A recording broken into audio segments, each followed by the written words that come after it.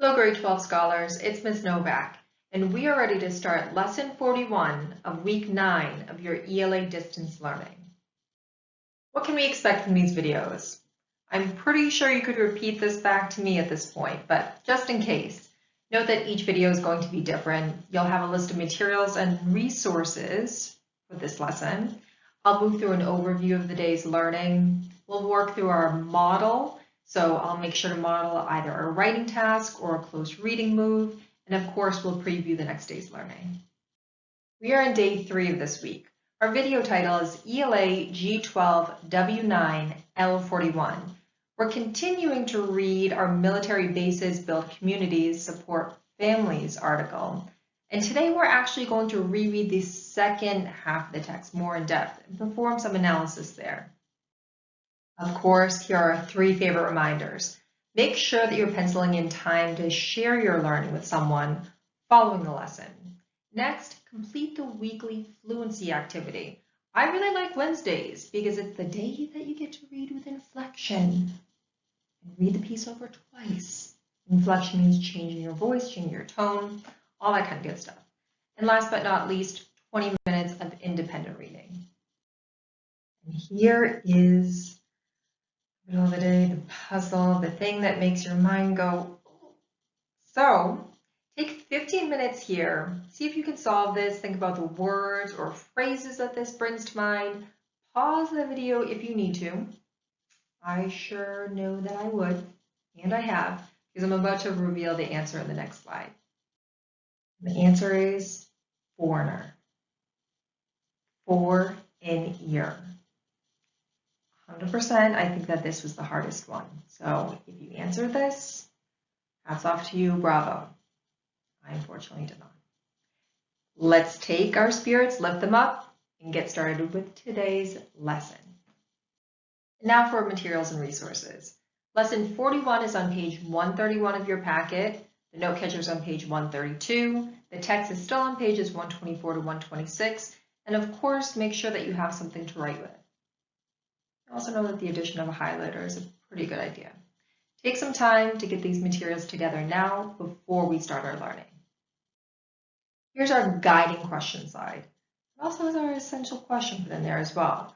Now, please keep in mind we are operating with the same text the whole week through. Military Bases Build Communities Support Families from the Los Angeles Times. We're keeping the essential question in mind. What does it mean to call a place home? Also dabble in the idea of community as well this week. And our guiding questions are: what makes a place important enough to write about? And in what ways is home both a place and a state of mind? Our learning target for today is: I can analyze details the author uses to contrast 2 ideas. It's a heavy one, but I know we can make it through. Now for our lesson overview. Today we'll start by rereading part of the text, with a focus on the contrasting present and past life at Camp Pendleton. Then you'll talk to someone about the features of the camp that help support military families and their everyday lives. Finally, you'll answer a question about this contrast between past and present life in your note catcher, most definitely using evidence from the text there, followed by, of course, sharing your learning with someone else, completing your fluency practice, and making time to independently read. You got a lot to juggle, but it's a good thing. Let's get ourselves started. And now for your close reading. So I'd like you to reread the section Evolution of Base Living on page 126. As you read, mark the words the author uses to contrast past and present life at Camp Pendleton. I want to do this using a highlighter if you'd like. Pause the video and take some time to complete this step. Welcome back. Let's move through some of my close read annotations and see if you made the same ones. I'm going to look at the section on page 126, right where it starts with civilians.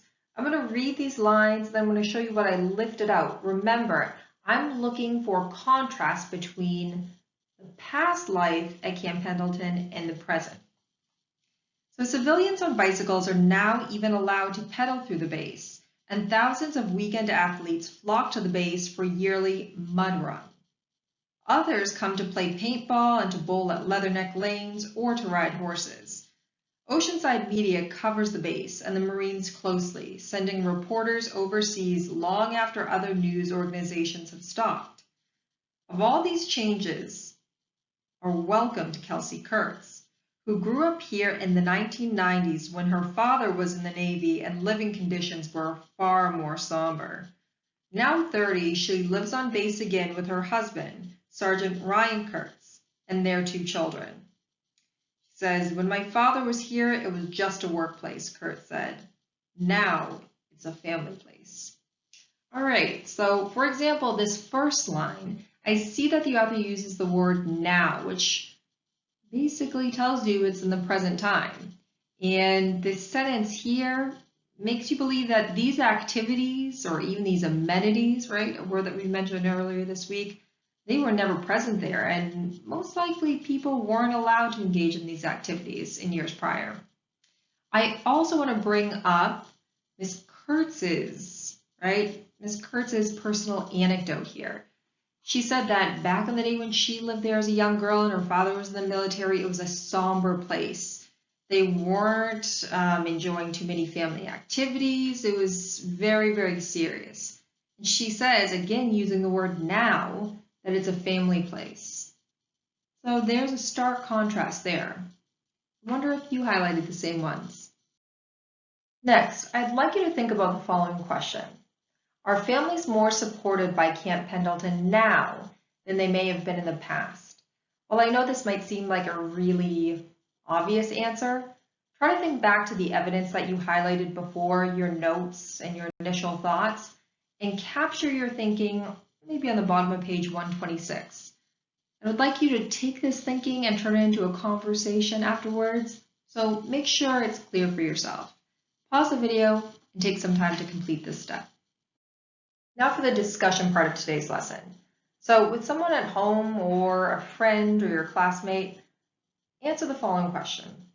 What features of Camp Pendleton add to the feeling of support that military families feel that they have there? Use details from your entire text to start this conversation. Be aware that if you decide to talk to someone at home about this, they may not have read the article. You might want to let them read the article if they would like, but think about it. What advances have been made in the present day that help families feel the most supported living at this camp? Pause the video and take some time to do this now. And we're now ready to showcase our understanding in writing. So on your note catcher, in 3 to 5 sentences, answer the following question. Throughout the article, the author contrasts present life at Camp Pendleton with how it was in the past. What's the effect of those contrasts on how we understand community in the military today? Let me clarify that a little bit. What do the descriptions of past and present life show you about community in the military? Remember, not just the idea of home, but the idea of community. How do you think the differences in life at Camp Pendleton over time have affected the military community and their opinion of living at one of these camps? Take some time, review some of the evidence that you gathered from this week, and complete this writing assignment. Of course, if you have any questions about today's lesson, your writing, how it flows, anything really, reach out to your teacher at their first name, their last name at detroitk12.org. Now that we've completed lesson 41, we are now ready to move into lesson 42. And the learning target for tomorrow is, I can annotate a text and analyze key details. Hope you're up for it. I know that I am. As always, a few quick reminders before we close the door in today's lesson. Don't forget to talk to someone at home, a friend, anyone really, about what you learned in today's lesson and over the course of this week, especially if you have someone who's joined the military in your family. It'll be a really interesting conversation. Next, make sure that you are reading for 20 minutes, documenting your efforts in your reading log. And last but not least, your fluency practice. Remember, Wednesdays are all about reading with inflection and expression. I highly recommend that you do that. No one has to be around. You can just practice on your own, but it's a really good exercise. So we'll see you tomorrow for lesson 42.